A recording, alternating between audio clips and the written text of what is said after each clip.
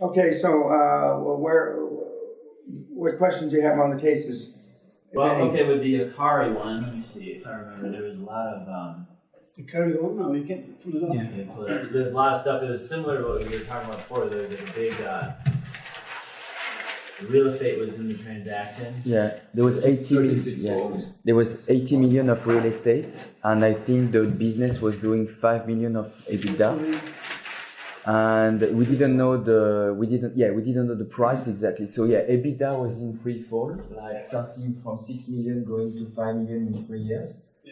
It was still a low margin business compared to the sector, around 12%.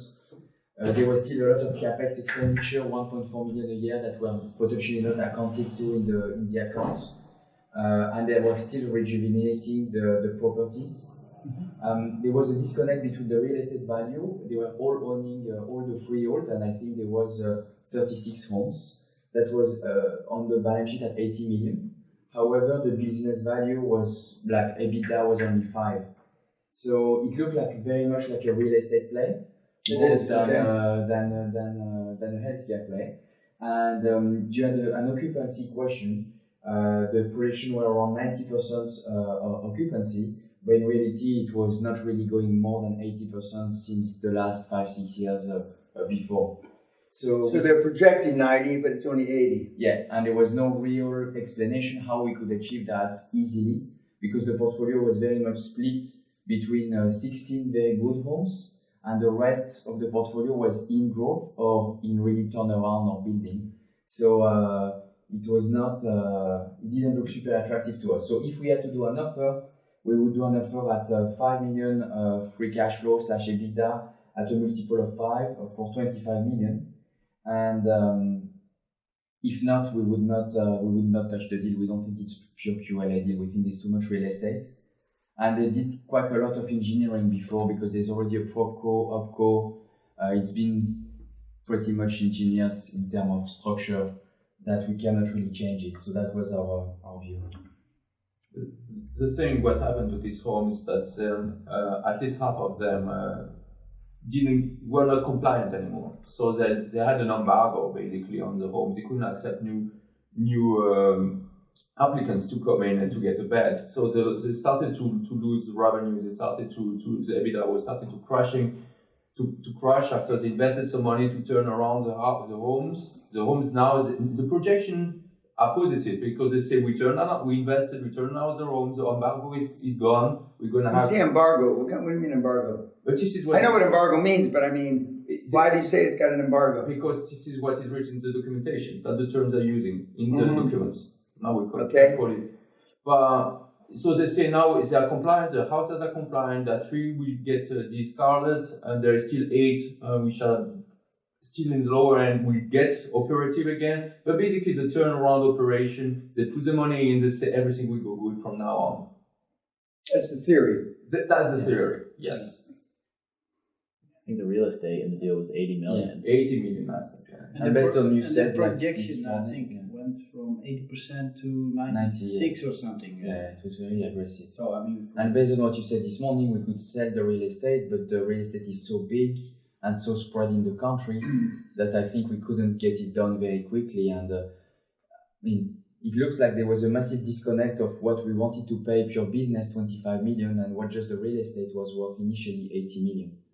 So I think it's just two difference, and I mean, I don't think you would get it. We were thinking you could offer the 5 times for the 25 plus the 80, and then deal with the real estate. But for the amount of time it would take to screw around with the real estate, it's totally not worth it. we have to split it up. Yeah, that's what we came up with. That's pretty good analysis, actually.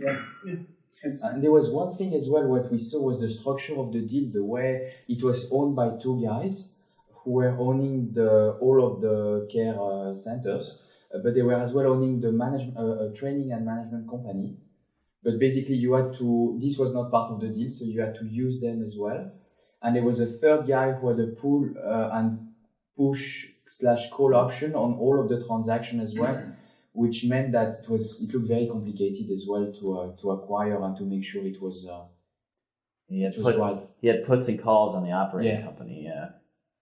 So it was pretty weird with the situation. Okay, They're not going to do it for 25 million, so you pass. Yeah, we pass. Yeah. Okay. No, I mean, the analysis is pretty good. And when we compare to the other deal in Ireland, the other one looked a no-brainer compared to this one, because we had the deal you're working on at the moment. Which one was that? The Seneca, The three homes in Ireland. Seneca. Yeah, and Nursery. No, Yes, that's Seneca is that's a fine.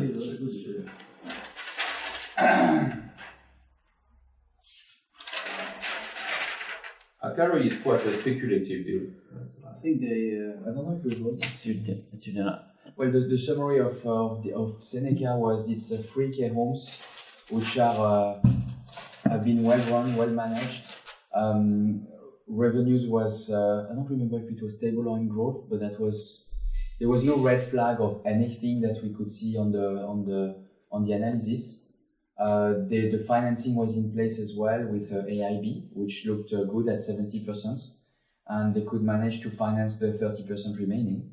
And I think they were projecting making 2 million net over, I think, a period of 3 or 4 years when they were assuming to sell.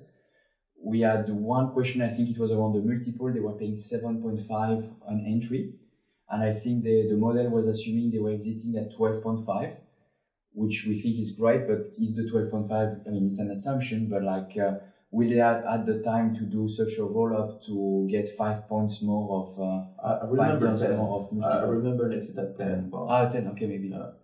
Yeah, but I mean, if they take it public on the London's, the Dublin Stock Correct, Exchange, yeah. I mean, the multiples are even higher than that. Yeah. Okay.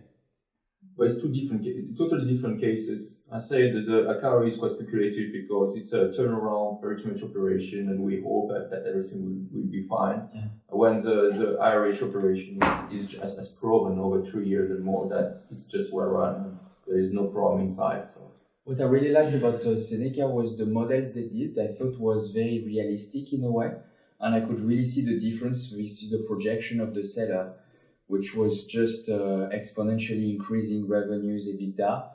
But the guys in Seneca, I mean, had a much more, much more realistic value, and I think that makes much more sense. So that was good. Yeah, we're in La La Land. Seneca Yeah, sometimes They've the been owners, smoking too much weed. well, sometimes the owners. I mean, I've seen it too. I've seen it like like selling our business, and we like listed it on a couple websites, and like talking to you guys and. Talked to, I had business brokers calling me out the wazoo, and they're just dreaming. I mean, most guys. But, so yeah, it didn't take long to really realize. And that's why when you see a deal that jumps off the pages at you, and that's why part of the exercise here, you won't waste so much time looking at pie in the sky stuff. Yeah, well, and then But I think, for me personally, I think I was trying to make work deals that were not right. You see what I mean? yeah, well, I know exactly what you mean. Thank you. Because I think when I've looked at more, and I can see now an acorn, or I think it's one, and it's much easier. Wow. I spent maybe more time just. I got a question. So one of these other deals, it's like a weed company in Washington. They're not profitable yet. They just expanded. They're going to be profitable first of the year. And we got their projections. Obviously, we're going to have to check to make sure it's what it is. But in this industry, how do you structure an offer? I mean, you can't go to the bank for financing. How do you design your offer for this company, based on, because, the real estate one, you just buy the real estate and you raise some money to do the development. So there's some value there. But some of these other companies, how do you come up with an offer? Well, Based on what the projected cash flow is. No. Well, you now have a feel for historic numbers because you know what other people have done. Mm-hmm. So, even though they're not their historic numbers, you can base the offer on historic numbers that you've seen actually produced. Mm-hmm. But you can't base any of these potential purchases on projections. Well, otherwise, you'll always pay way too much. Yeah, the issue is they just increase their, their greenhouse or their indoor grow, and then at the first of the year they're gonna get their first harvest, and it's gonna increase their supply. So theoretically, they're going to have like I mean, to some degree, the industry is like like the product is like a commodity. Mm-hmm. So you should be able to get rid of it. I mean, it's not a problem, and they have the capacity to do. It's like 100,000 a month EBITDA. So it's like 1.1 at the end of the year, I think it was, and historically it's been zero, but it's Yeah, but I mean, but does that number match up from your experience from seeing other producers? Does that 1 million number? Yeah, it's right on. Yeah. Okay, well then that's the number you use. Mm-hmm. It's a projection. They haven't done it, but it's not an off the wall projection. Mm-hmm. And then I mean, taking into account like the other side of the equation, like financing, or I mean like where I mean most. Like if we were to do that deal, because they don't own the real estate, they're leasing it. I mean, there's nothing to finance. Yeah, but the challenge could be that the guy that they're leasing the real estate from is going to now have an opportunity to jack the rent up. Yeah, because I doubt very much if the real estate deal, the leasing deal, is transferable. Mm-hmm. It might be. If it's a 3-year deal and it's transferable, that's one thing. Then you get it, and then you have to sit down and renegotiate.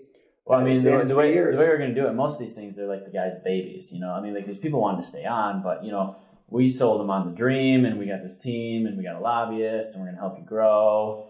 And, we're going to have a network where we can, because, I mean, ideally the idea was, like, these guys have a brand or a product line, and we can just plug it into, like, different networks in different states.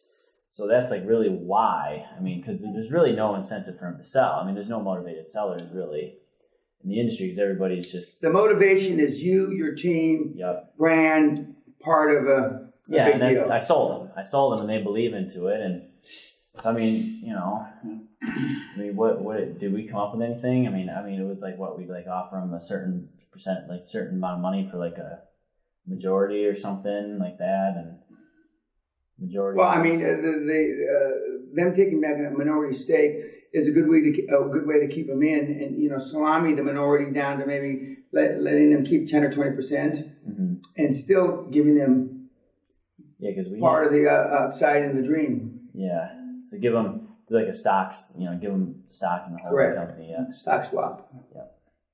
Yeah, you're going down the right road, and then as you push down these things. You'll hit, obstacles, speed bumps. Oh, no, they really don't want to do that. But as long as you, get it across the goal line. And then we go to a broker for the money. Well, I don't know about I don't know about the broker part of the money. Yeah. I mean, the money's out there, especially for this commodity. I mean, it's hot. Yeah. And everybody thinks they know what's going to happen when it's legalized across the board, but nobody knows for sure. Yeah. But none of the numbers are down. Yeah.